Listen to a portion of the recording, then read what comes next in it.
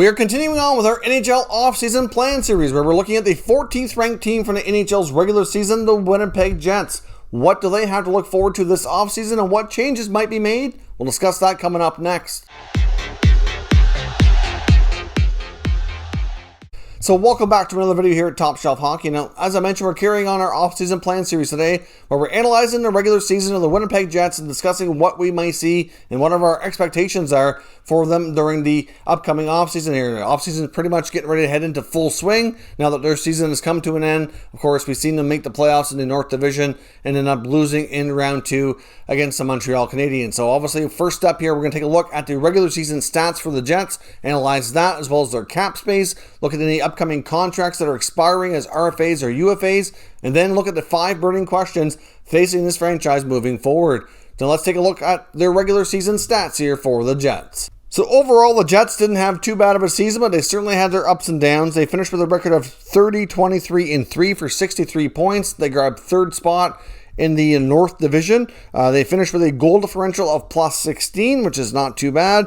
They had a really good power play, 23% success rate, 7th best in the NHL, and the PK was pretty good as well, 13th best for a percentage of 80.5. So overall, the Jets didn't do too bad this year. Now, heading into the offseason, they have $14.9 million in salary cap space. As I mentioned, they qualified for the playoffs. They battled the Edmonton Oilers where they swept them in 4 games straight.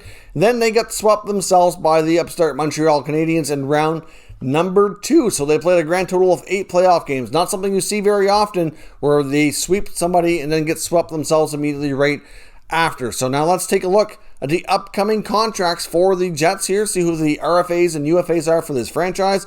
As I said, they got $14.9 million. That might sound like a lot, but depending on what they have for contracts, it may not get them too far. So let's take a look here at the restricted free agents this upcoming summer for the Jets. Of course, you get Andrew Kopp. Kopp certainly proved to be a pretty important player for this team here this year, especially. His, I think, value has been building with him over the last few years, but certainly had a good year. Neil Pionk and Logan Stanley on the back end. Both those guys have proven their value as well. Be interesting to see how the Jets handle those contracts and also how they handle their expansion protected list, which we'll discuss here in the next segment as well, because the emergence of Logan Stanley, I think, might complicate things. Now, on the UFA side, that list is much longer. A lot of veteran guys there, so certainly debatable on who returns. You've got veterans Paul Stastny, of course, in his second stint with the Jets.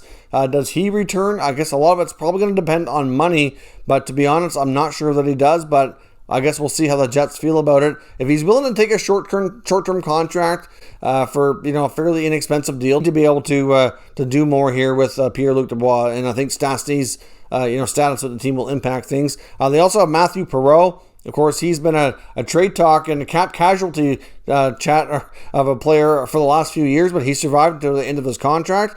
Been an important player for them, too, so it'll be interesting to see how things happen with him. You got Nate Thompson and Trevor Lewis, Dominic Toninato. I don't think Lewis and Thompson return, to be completely honest. You get defenseman Jordy Ben and Derek Forbort, Tucker Poolman as well, goalies Eric Comrie and Laurent Brossoit. Now, when it comes to the back end, I don't think Jordy Ben returns. I don't think his acquisition at the deadline really did much of anything for this team. Forbort was a decent acquisition though last year. I can see them possibly re-signing him. Tucker Poolman, another difficult to say. He's been with the team and the organization for a long time.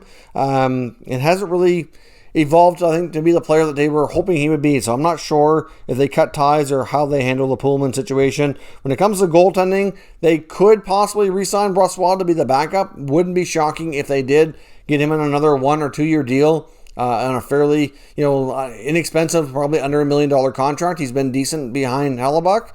And Hellebuck plays the bulk of the game, so hard to say, but they certainly need to address that. So those are your expiring contracts. We know what cap space they have to work with. Now we're going to enter the 5 burning questions for the Winnipeg Jets as they get into the full swing of the offseason here. And to me, they have some pretty difficult questions that need to be answered. The top burning question for me is, how do they handle this blue line? This blue line has let them down here again in the playoffs, especially against Montreal. It's, certainly I think fair to say maybe a little better than last year, but it's nowhere near what it was in the past. Of course, a couple of years ago, we've seen a mass exodus on that blue line where they lost Ben Sherratt, they lost Tyler Myers, and then, of course, Dustin Byfuglien up and kind of retired, basically, out of the blue. They're really missing those guys, especially a guy like Byfuglien. He was a dominant force back there and a real difference maker, and to be honest, I don't think they can replace Byfuglien. They've yet to do it, and I don't see it happening either. I mean, he's a unique kind of player. He's not easy to find. I mean, Logan Stanley's got the size, but I'm not sure that he's really got all the Byfuglien qualities. So, they need to address their top pair D. I like Josh Morrissey a lot, but I don't think he's a number one. I think Morrissey's more of a number 2 to 3. He can either be a really, really good second pair defenseman, or, if he has the right partner, he could be a top pair guy. But to me, he needs that right shot partner to play with that can be high level quality. So to me, the Jets really need somebody who can be a top right shot D. So the Jets have some other right shot D that are pretty good. I just don't know that they're as good as they need to be top pair. So if you have guys like Pionk and DeMello, if they're both back, to be like your number 2 and 3 pair, that to me kind of suits them a little bit better. They really need that top pair guy, so that it's too much pressure on Josh Morrissey. Forbort might come back, and they get Nathan Beaulieu's in the picture too. I think he's still around. So like they have some guys that can play, but they need another impact defenseman. Now they do have some interesting younger guys that they're going to need to find room for. I mean, guys like Pullman and Niku has never really worked out, even though I had high hopes. Now you get Vinny Heinola, who's looked to be a pretty good prospect, and then you get Logan Stanley kind of emerged this year. So I'm not sure exactly what they do, but to me, they need that top level impact D, and that's going to be a major acquisition that they really need to find a way to get done this offseason if they intend on taking steps to get better for next year. What do you do with Pierre-Luc Dubois? That contract of his is not looking great right now, but at the same time, he's only got 1 year left. So do you extend him, because he'll be eligible for an extension, to try to keep him longer term? Or do you let it ride it out here and see what happens? To me, I'm not signing anything until I am convinced that he fits with this team and he can be the dynamic player he was with Columbus before the trade. This trade between Columbus and Winnipeg looked to be a win-win. Winnipeg really needed a center. Columbus really needed a scorer. And neither player has really worked out. This is probably one of the biggest lose-lose situations we've seen in a while. I mean, a lot of times you see these young players being traded for each other and it works for both sides, and many expected that one to, and it just has not. But to me, Dubois hasn't always played center either, which is to me where he best fits. He needs to be the number 2 center, and he needs to have a solid regular spot. To me, he's bounced around a lot, and I think a little bit of that is his own doing because he hasn't performed up to task. But still, he needs to be that guy. But I would probably hesitate extending him just yet, at least early in the year. I wouldn't do it now. If the halfway point of the season, things are looking great and he's the player you thought you were getting, then I would consider having those talks ahead of time if you can avoid getting too late into the season or to a situation where he could go to arbitration or something like that. But still, Dubois has been a disappointment in Winnipeg, and it really was a big part of the reason why they couldn't beat Montreal here, in my opinion. But like I said in the other segment, whether or not they bring back Paul Stastny will impact where they slot him. But to me, Stastny needs to move down the lineup if he's going to stay. And if he can take a 1 year deal for a cheaper amount, maybe you bring him back. I don't know. But you also have Adam Lowry as your number 3, so you don't really need to do that. You just extended Lowry this year. Stastny as a number 4 to me doesn't make sense. So that's why I'm not really convinced Stastny comes back, and you need to have Dubois be there. But you need Pierre-Luc Dubois to be that player you thought you were getting when you made that trade. So how they get things worked out for that is going to be super important moving forward. Now, speaking of players who could be extended, would you consider extending Andrew Copp? That's another big question for management this year. He's been a great player for them. He continues to get better and improve and play a big role. He is eligible for a contract extension, and he's a guy I would have a lot of confidence in locking up for another 3, 4, 5 years. He has a situation where he's not making a ton of money, but he certainly increased his value over time, and he's a player that you're not going to need to spend a ton on to lock him up, but he could be a big part of your middle 6 for years to come. He's versatile. He can be second line, he can be third line, he can kill penalties.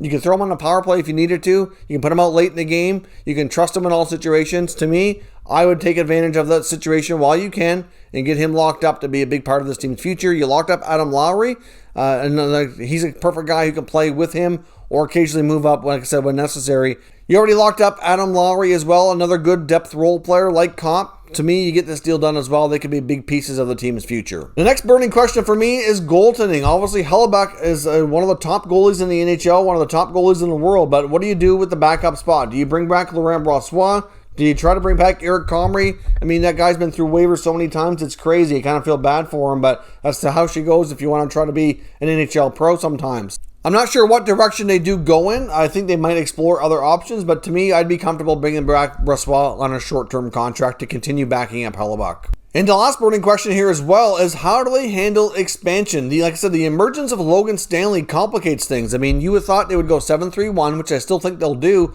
but you would have thought those three defensemen before would have been Morrissey, Pionk, and DeMello. Now you're going to lose Stanley if that's the case. So do you protect DeMello and risk losing the young, huge guy like Logan Stanley? I don't think you do. I mean, I know Maurice likes DeMello and he's been a pretty solid stay-at-home defenseman on the right side for the Jets. But at this point, you're going to have to expose him and make sure that Stanley remains with this team. Logan Stanley proved this year that he belongs on this team, and I would keep him over DeMello. Now, unfortunately, with what they're going to expose here, that probably means DeMello gets plucked by Seattle. As we talked about, for a team that's already needs to continue working on building their blue line, they're likely going to lose a top four guy. It's unfortunate, but that's the way things go with expansion. I don't think there's really a forward that they would prefer over DeMello, but I guess I'm not Seattle, I'm not Ron Francis. I can't say for certainty that's going to happen, but I think the odds are really high that DeMello is the guy that's picked here if they protect Stanley, which to me makes a ton of sense. So as I was saying before, your right side is something that needs to be a big area of focus for this offseason because I think DeMello is going to be gone. It's going to leave Pionk. And if you had a guy who could play ahead of Pionk and he was your number two on the right, then suddenly your blue line is way stronger. And like I said with Morrissey, great defenseman. I love him. But to me, I think you need to have a guy who can be a little bit step ahead of that, and he can be like the second best defenseman on the team, would make things a lot better depth-wise. Obviously, another thing that impacted the Winnipeg Jets this year was the Mark Scheifele suspension. It was a little bit disappointing, to be honest, to hear Scheifele's end-of-season comments, still not really taking any kind of blame for what happened and not taking any responsibility. Like I said in my video when he was first suspended, I was disappointed by the hit. I mean, he's normally a very clean player, a player I really like and I really respect. And I think, at some point here, he's going to have to reflect on things and realize that, what he did was technically wrong. It was charging. He deserved to be suspended. Whether or not you think it was too many games or not is neither here nor there. But to hear him at the end of season press conference going on that player safety shut him down and that's why they lost, it's kind of disappointing in that regard. But 2 playoffs in a row now, Mark Scheifele has been taken out of the equation, which is also a big blow to this team. Last year was due to injury. This year was due to suspension.